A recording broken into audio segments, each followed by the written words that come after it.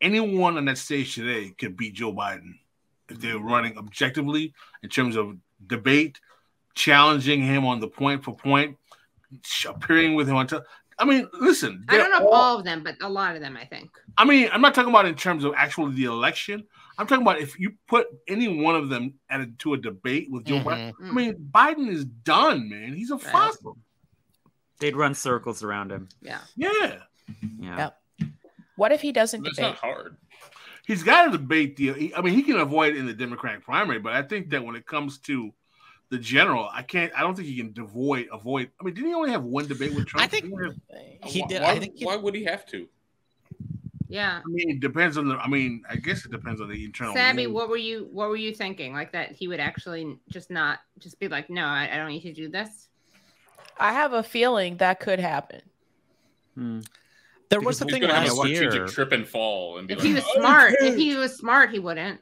Yeah, well, there was the thing last year that the RNC was sort of backing out of general election presidential debates, and the Biden people were being like, "This is horrible for democracy," and you just know behind the scenes they were like, "Oh, thank God!" Right. Like, thank God we don't have to do this.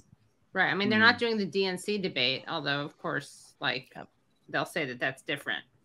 They may work something out because, presidential debates didn't really happen. For one thing, until 1960, Kennedy-Nixon was the first Democrat versus Republican debate.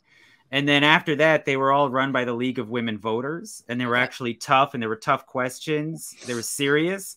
And then the Republican and Democratic parties came together and said, we can't allow that anymore. And they created a joint commission to screen all the questions and make it softballs and control the environment. So they make him if it's Trump versus Biden, right, they may come up with some agreement where neither of them will really have to debate anything.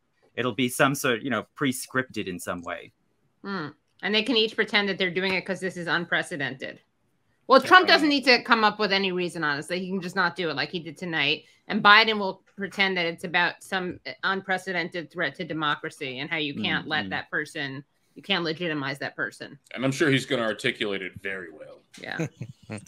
Yeah, I mean, I think that the Biden strategy is going to be just like 2020, which is to hope to not run at all and that just Trump runs against himself. And I wonder if it'll be as effective in 2024. What if there could be like a debate between the other candidates, though? If there could be a debate between RFK Jr., Marianne Williamson, and Cornel West, but somebody else host it? Yeah.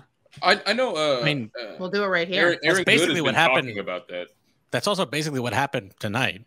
Like you can have a debate without the guy who's likely to be the nominee. Yeah, I think it's a little bit like, I think that I know that they're different, obviously politically, the three of them, but I do feel like they should be coming together more. Cornel West, Marianne Williamson, and RFK Jr. just as the kind of like Biden challenging people who aren't getting any airtime. Right. Like if they combine their strengths and popularity, they'd be a bigger, more formidable opponent. Yeah, I know American Exception was talking about doing a West RFK thing, discussion / debate thing. I don't know what status that's on, but I mean, like that would be very useful because I mean, they are challenging Biden. I mean, like from the left, they're going after the same voter base that Joe Biden is ostensibly elected from. Right. So it'll be interesting to hear what they have to say. I'd be very interested to see like RFK and Cornel West have a conversation together. I mean, that will go a long way. Yeah. I want Williamson there too, because I mean, there are two issues. One is like whether or not you like her, but I think that's like a separate issue. Because, and I think that on the domestic, I think Cornel West, I agree with him, like on domestic and foreign policy stuff.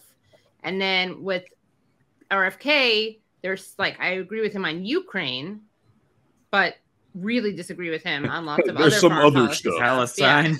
Yeah, Palestine. Yeah. And then Marianne, I disagree with her on Ukraine, but I think her domestic stuff is actually better than RFK's domestic stuff. Well, there's certain things that isn't Marianne a hawk on Ukraine? Yeah, she's like a medium. I guess she's probably like she's a little bit less hawkish than Biden, I would say. She's supportive, but she hasn't changed the emoji in her, her username. Yeah, she doesn't think it should be a blank check. Last I heard her say, but she's still supportive. Yeah. She's fine with like 100 billion, but not blank.